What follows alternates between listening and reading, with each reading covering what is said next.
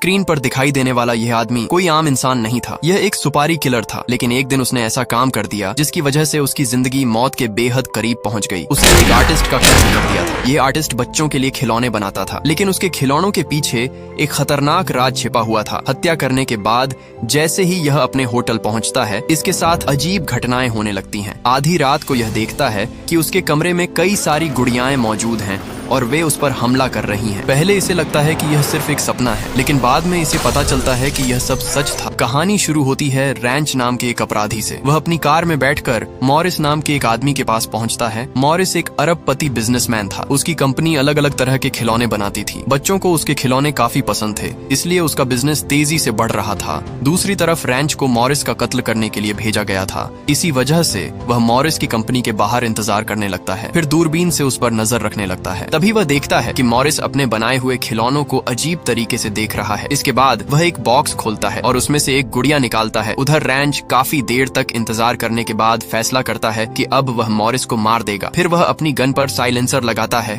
और बिल्डिंग की तरफ बढ़ जाता है। मॉरिस को मारने से पहले रैंच सिक्योरिटी को चकमा देने के लिए सीसीटीवी कैमरे के सामने एक फोन रख देता है। फोन की स्क्रीन पर उल्टा काउंटडाउन चल रहा था। इसे देखकर सिक्योरिटी गार्ड फोन हटाने के लिए बाहर चला जाता है। तभी रैंच वहां पहुंचता है और उसे गोली मार देता है। गन पर साइलेंसर लगा होने की वजह से गोली की आवाज मॉरिस तक नहीं पहुंचती, इसलिए उसे कुछ भी पता नहीं चलता। इसके बाद रैंच आसानी से बिल्डिंग के अंदर घुस जाता है। सबसे पहले वह सिक्योरिटी रूम में जाता है। वहां उसे एक अजीब सा मास्क दिखाई देता है। फिर वह पूरे बिल्डिंग के सीसीटीवी कैमरे बंद कर देता है। इसके बाद रैंच अपना मास्क उतारता है और मॉरिस के कमरे की तरफ बढ़ने लगता है। रास्ते में उसे एक और सिक्योरिटी गार्ड दिखाई देता है। रैंच पीछे से उसे भी गोली मार देता है। अब वह सीधे मॉरिस के कमरे में पहुंच जाता है। कमरे में घुसते ही वह मॉरिस पर लगातार 3 गोलियां चलाता है। 2 गोलियां उसके सीने में लगती हैं और एक सिर में, जिससे मॉरिस की मौके पर ही मौत हो जाती है। मॉरिस को मारने के बाद रैंच उस बॉक्स में रखी गुड़िया भी अपने साथ ले लेता है। उसे वह गुड़िया काफी पसंद आ गई थी, इसलिए वह उसे अपनी जेब में रख लेता है। इसके बाद उसकी नजर दीवार पर लगी मॉरिस की माँ की तस्वीर पर पड़ती है। तस्वीर के नीचे कुछ अजीब बातें लिखी हुई थीं, लेकिन रैंच उन पर ध्यान नहीं देता और वहां से निकल जाता है। इसके बाद रैंच सीधे एयरपोर्ट पहुंच जाता है और प्लेन में बैठ जाता है। फिर वह अपने क्लाइंट को मैसेज करके बता देता है कि मिशन सफलतापूर्वक पूरा हो चुका है। तभी उसके बगल में बैठी एक लड़की उससे च्युइंग गम मांगती है। रैंच जैसे ही अपना बैग खोलता है, वह देखकर हैरान रह जाता है, क्योंकि उसके बैग के अंदर एक गुड़िया रखी हुई थी। ये देखकर लड़की और रैंच दोनों ही चौंक जाते हैं। लड़की को समझ नहीं आता कि इतना बड़ा आदमी गुड़िया लेकर क्यों घूम रहा है। हालांकि वह इस बारे में ज्यादा नहीं सोचती। अगली सुबह जब रैंच एयरपोर्ट से बाहर निकलता है, तो वह देखता है कि हर न्यूज चैनल पर मॉरिस की मौत की खबर दिखाई जा रही है। इसी दौरान उसकी नजर एक गुड़िया पर पड़ती है। हैरानी की बात यह थी कि बिल्कुल ऐसी ही गुड़िया उसने मॉरिस के कमरे में देखी थी। यहीं से उसके साथ अजीब घटनाएं शुरू होने लगती हैं। इसके बाद वह एक होटल में कमरा बुक कराने पहुंचता है, लेकिन वहां रिसेप्शन पर भी उसे वही गुड़िया दिखाई देती है जो उसने मॉरिस के कमरे में देखी थी। अब रैंच थोड़ा घबरा जाता है और जल्दी से अपने कमरे में चला जाता है। कमरे में पहुंचकर वह अपने साथ लाई हुई गुड़िया को निकालता है और एक ग्लास के अंदर रख देता है। इसके साथ वह कुछ और चीजें भी वहां रखता है। दरअसल ये सभी चीजें उन लोगों की यादगार थीं जिन्हें रैंच पहले मार चुका था। वह हर हत्या के बाद उस व्यक्ति से जुड़ी कोई न कोई चीज अपने पास रख लेता था ताकि उसे याद रख सके। इस तरह अब रैंच के पास गुड़िया, पेन, चश्मा, पैसे और कई दूसरी चीजें जमा हो चुकी थीं, जिन्हें वह अपनी पुरानी हत्याओं की यादगार के रूप में संभाल कर रखता था। कुछ देर बाद थकान की वजह से वह सोफे पर बैठे बैठे ही सो जाता है, लेकिन आधी रात को अचानक डोरबेल बजती है, जिससे उसकी नींद खुल जाती है। रैंच समझ नहीं पाता कि इतनी रात को उसके कमरे के बाहर कौन हो सकता है। वह कैमरे में देखकर पता लगाता है कि होटल की रिसेप्शनिस्ट उसके लिए एक बड़ा सा बॉक्स लेकर आई है। ये देखकर उसे काफी अजीब लगता है, इसीलिए वह तुरंत दरवाजा खोलने का फैसला नहीं करता। कुछ देर इंतजार करने के बाद रिसेप्शनिस्ट वह बॉक्स दरवाजे के बाहर रखकर वहां से चली जाती है। उसके जाने के बाद रैंच दरवाजा खोलता है और बॉक्स को अंदर ले आता है। वह देखता है कि बॉक्स पर भेजने वाले की कोई जानकारी नहीं दी गई थी। वहां सिर्फ उसी का नाम और पता लिखा हुआ था। लेकिन तभी उसकी नजर बॉक्स पर बने एक सिग्नेचर पर पड़ती है। हैरानी की बात यह थी कि यह सिग्नेचर बिल्कुल वैसा ही था जैसा उसने मॉरिस की माँ की तस्वीर के नीचे देखा था। यह बात याद आते ही रैंच चौंक जाता है और फैसला करता है कि वह इस बॉक्स को नहीं खोलेगा। लेकिन उसकी जिज्ञासा लगातार बढ़ती जाती है। आखिरकार वह एक चाकू निकालता है और बॉक्स खोल देता है। बॉक्स के अंदर उसे एक टिन का डिब्बा दिखाई देता है, लेकिन जैसे ही वह उस डिब्बे को खोलता है वह हैरान रह जाता है, क्योंकि पूरा डिब्बा गुड़ियों से भरा हुआ था। साथ ही उसे पता चलता है कि यह बॉक्स मॉरिस की कंपनी से भेजा गया था। इसके बाद उसकी नजर डिब्बे के पीछे लिखे एक मैसेज पर पड़ती है, जिसमें लिखा था कि बॉक्स के अंदर एक सरप्राइज है। यह देखकर रैंच को शक होने लगता है, इसीलिए वह पूरे बॉक्स को ध्यान से चेक करता है कि कहीं उसके अंदर कोई खतरनाक चीज तो नहीं छिपी हुई। लेकिन जांच करने के बाद उसे पता चलता है कि यह बिल्कुल सामान्य बॉक्स था, इसलिए वह उन्हें एक तरफ फेंक देता है और बाथरूम चला जाता है। लेकिन कुछ देर बाद अचानक वह बॉक्स अपने आप नीचे गिर जाता है। आवाज सुनकर रैंच तुरंत वापस आता है, क्योंकि उसे अच्छी तरह याद था कि उसने बॉक्स कमरे के बीच में रखा था। जैसे ही वह बॉक्स के पास पहुंचता है वह हैरान रह जाता है, क्योंकि बॉक्स के अंदर रखी सारी सैनिक गुड़ियाएं गायब हो चुकी थीं। वह पूरे कमरे में उन्हें ढूंढता है, लेकिन उसे सिर्फ खाली बॉक्स ही मिलता है। इसी दौरान कमरे का माहौल भी अजीब होने लगता है। पर्दे अपने आप हिलने लगते हैं और लाइटें बार बार ऑन ऑफ होने लगती हैं। रैंच जब इसका कारण देखने जाता है तो उसे पता चलता है कि किसी ने बिजली की तारें काट दी हैं। तभी अचानक उसके पैर में तेज दर्द होता है। वह नीचे देखकर चौंक जाता है। एक सैनिक गुड़िया ने अपने छोटे से हथियार से उसके पैर पर हमला कर दिया था। अब रैंच को यकीन हो जाता है कि इन सब के पीछे वही गुड़ियाएं हैं। वह उनकी तरफ बढ़ता है, लेकिन तभी कई सैनिक गुड़ियाएं उस पर हमला करना शुरू कर देती हैं। उनकी छोटी गोलियां उसे ज्यादा नुकसान नहीं पहुंचा पाती, लेकिन यह सब देखकर वह बुरी तरह डर जाता है। तभी एक सैनिक गुड़िया छोटी तोप से उस पर हमला करती है। तोप का गोला सीधे उसके पैर के पास आकर गिरता है, जिससे उसके पैर में आग लग जाती है और वह हल्का सा झुलस जाता है। यह सब देखकर रैंच और भी ज्यादा घबरा जाता है। रैंच समझ नहीं पा रहा था कि इन गुड़ियों से खुद को कैसे बचाए। अपनी जान बचाने के लिए वह तुरंत कमरे से भागकर बाथरूम में घुस जाता है, लेकिन सैनिक गुड़ियाएं लगातार उस पर गोलियां चलाती रहती हैं।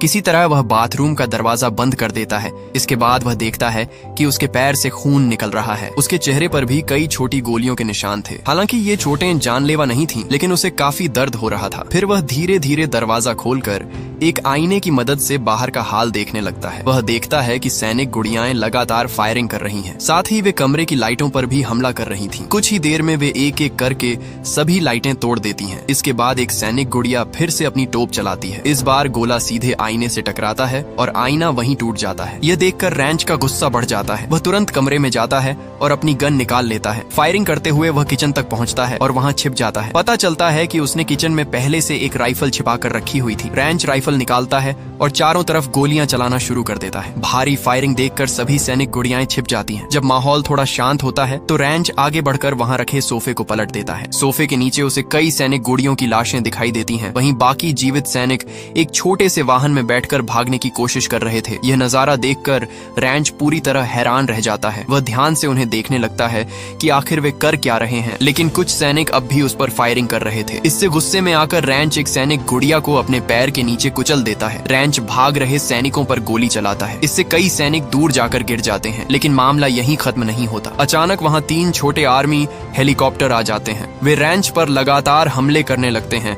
रैंच खुद को बचाने के लिए इधर उधर भागता है, लेकिन सैनिक लगातार उसका पीछा कर रहे थे।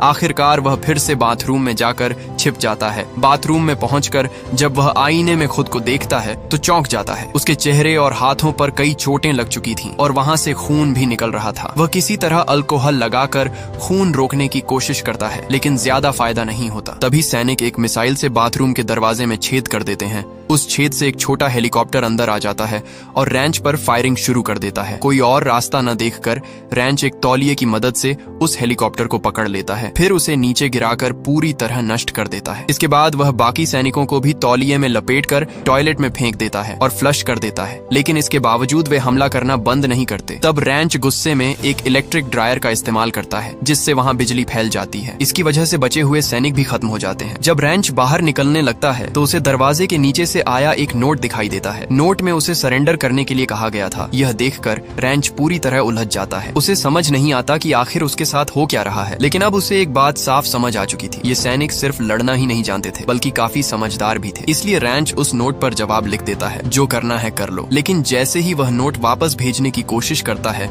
उसे समझ आ जाता है कि यह एक जाल था। सैनिक पहले से ही वहां मिसाइल तैयार करके बैठे थे। जैसे ही नोट दरवाजे के पास पहुंचता है, वे उस पर हमला कर देते हैं। मिसाइल मिसाइल के धमाके से दरवाजे में कई छेद हो जाते हैं। हालांकि रैंच किसी तरह बच निकलता है। वह बाथरूम की खिड़की से बाहर निकल जाता है, लेकिन समस्या यह थी कि वह 14वीं मंजिल पर था, इसलिए नीचे कूदना उसके लिए नामुमकिन था। ऐसे में वह पास वाले फ्लैट की तरफ जाने की कोशिश करता है। तभी एक और छोटा हेलीकॉप्टर वहां पहुंच जाता है और उस पर फायरिंग शुरू कर देता है। हमले की वजह से रैंच का संतुलन बिगड़ जाता है और वह लगभग गिर ही जाता है, लेकिन समय रहते वह अपनी गन निकालता है और हेलीकॉप्टर को गोली मारकर गिरा देता है। इसके बाद वह किसी तरह बालकनी तक पहुंच जाता है और थोड़ी राहत की सांस लेता है। दूसरी तरफ बचे हुए सैनिक अभी भी उसका पीछा नहीं छोड़ते। वे अपने कमांडर के साथ मिलकर रैंच को खत्म करने की नई योजना बनाते हैं। रैंच भी एक प्लान बनाता है। वह एक खिलौना बतख का इस्तेमाल करके सैनिकों का ध्यान भटका देता है, फिर मौके का फायदा उठाकर फायर एक्सटिंग्विशर से उन पर हमला कर देता है। इसी बीच कुछ सैनिक एक छोटी जीप में बैठकर पीछे से आते हैं